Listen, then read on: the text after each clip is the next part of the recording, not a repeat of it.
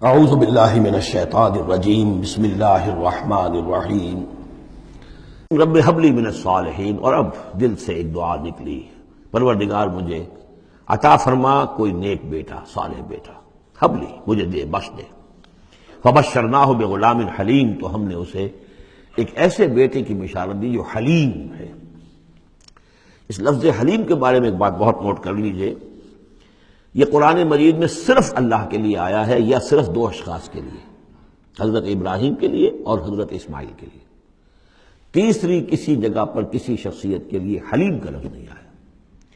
کل 3 مرتبہ آیا ہے غیر اللہ کہہ لیجیے، یعنی باقی تو اللہ کے لیے حلیم تو وہ تو ہے ہی ہے، بار بار آ رہا ہے، بار بار آ رہا ہے،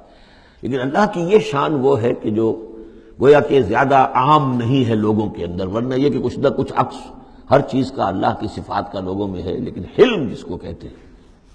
حضرت ابراہیم کے لیے 2 مرتبہ اور حضرت اسماعیل کے لیے یہاں غلام حلیم۔ اس کے مقابلے میں حضرت اسحاق کے لیے لفظ آتا ہے غلام علیم۔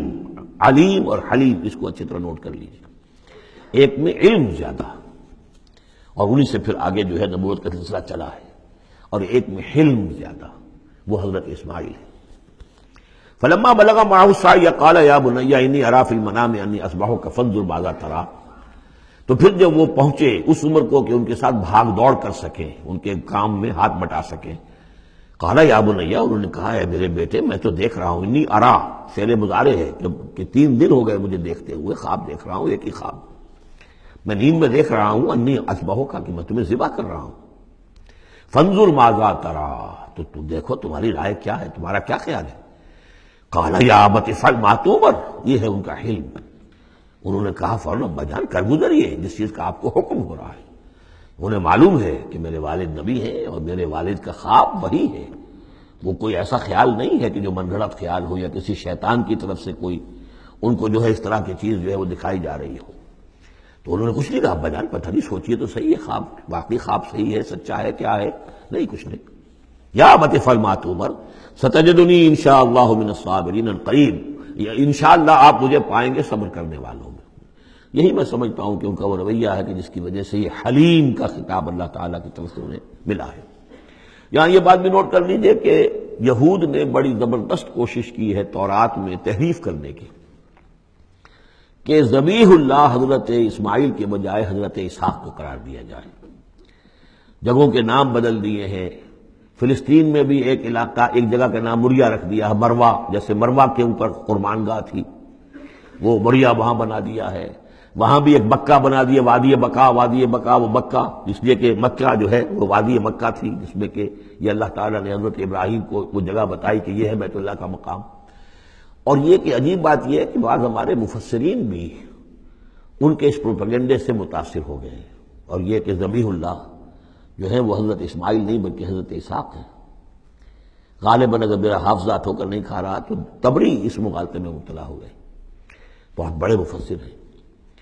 تو اس پر جو کتاب لکھی مولانا حمید الدین فراہی نے عربی زبان میں، وہ بہت مارکے کی کتاب تھی، الرائے الصحیح فی من ہوا ذبیح، کون ذبیح ہے اس کے بارے میں صحیح رائے، عربی زبان میں لکھی۔ اس کا ترجمہ مولانا اصلاحی صاحب نے کیا تھا، وہ ہم نے شائع کیا تھا انجمن خدام القرآن کے تحت، غالباً اب بھی کہیں ہوگا، لیکن وہ کتاب اتنی دقیق ہے، اتنی مشکل ہے، عام ذوق کی نہیں ہے، اس لیے میں نے ایک مرتبہ بہت سی وہ شائع کر لی تھی، وہ بہت عرصے تک پڑھی نہیں، پھر اس کے پڑھنے والے نہیں نکلے۔ قال یا بنی انی اری فی المنام انی اصبحک فانظر ماذا تری، قال یا ابت افعل ما تؤمر ستجدنی انشاءاللہ من الصابرین، فلما اسلما وتلہ للجبین، تو جب ان دونوں نے فرما برداری کی روش اختیار کر لی اور حضرت ابراہیم نے اسماعیل کو لٹا دیا پیشانی کے بل کہ تاکہ چہرہ سامنے نہ ہو، بجائے سامنے وہ چلانے کے چھری اس گدی پر چلانے کی کوشش کی۔ وَنَادَيْنَاهُ يَا ابراہیم، اور ہم نے پکارا ہے ابراہیم کا صدقت الرؤیا، تم نے تو اپنا خواب سچا کر دکھایا۔ اِنَّا كَذَلِكَ نَجْزِي الْمُحْسِنِينَ، ہم اسی طرح اپنے محسن بندوں کو بدلہ دیتے ہیں۔ إِنَّ هَذَا لَهُوَ الْبَلَاءُ الْمُبِينُ، یقیناً یہ بہت بڑی آزمائش تھی۔ یہ شاباش کی حد ہے کہ ممتحن یہ کہے اس سے کہ جس کا امتحان لے رہا ہو کہ بھائی امتحان بڑا سخت لیا تھا میں نے تمہارا واقعتاً، اب یہ شاباش کا جو ہے یوں سمجھیے کہ سب سے آخری شکل ہے کہ ممتحن کہے اس موضوع پر میں نے ایک تحریر لکھی تھی جو کتاب کی شکل میں موجود ہے، حج اور عید الاضحیٰ اور اس کی حکمت، اس میں نے یہ چیزیں بیان کی ہیں۔ وَفَدَيْنَاهُ بِذِبْحٍ عَظِيمٍ، اور پھر ہم نے اس کی جگہ پر فدیہ ایک ذبح عظیم، جنت کا ایک میڈھا آیا اور اس کی جگہ پر حضرت اسماعیل کی جگہ پر ذبح ہوا،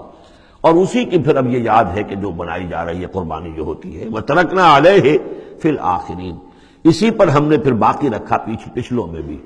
یعنی اس میں یہ بھی ہو سکتا ہے کہ پوری ملت ابراہیم مراد ہو، جیسے ملت نوح پر ہم نے باقی رکھا کچھ لوگوں کو جن میں سے حضرت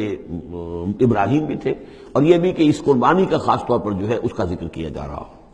سلام علی ابراہیم، سلام ابراہیم پر، کذالک نجزی المحسنین، اسی طرح ہم بدلہ دیتے ہیں اپنے محسن بندوں کو، انہ من عبادنا المؤمنین، یقیناً وہ ہمارے مومن بندوں میں سے تھے۔ وبشرناہ باسحاق نبیا من الصالحین، اور ہم نے بشارت دی انہیں اسحاق کی کہ جو انبیاء ہی میں کے زمرے میں سے ایک نبی ہوں گے۔ وبارکنا علیہ وعلی اسحاق، اور ہم نے اپنی برکتیں نازل فرمائی ان پر بھی اور اسحاق پر بھی علیہم الصلاۃ والسلام۔ ومن ذریتہما محسن وظالم لنفسہ مبین، اور ان کی اولاد میں سے، نسل میں سے بہت نیکوکار بھی نکلے، بہت محسن بھی نکلے، لیکن یہ کہ ظالم لنفسہ مبین، صاف صاف اپنے نفس پر ظلم کرنے والے بھی نکلے، ہر طرح کے لوگ نکلے۔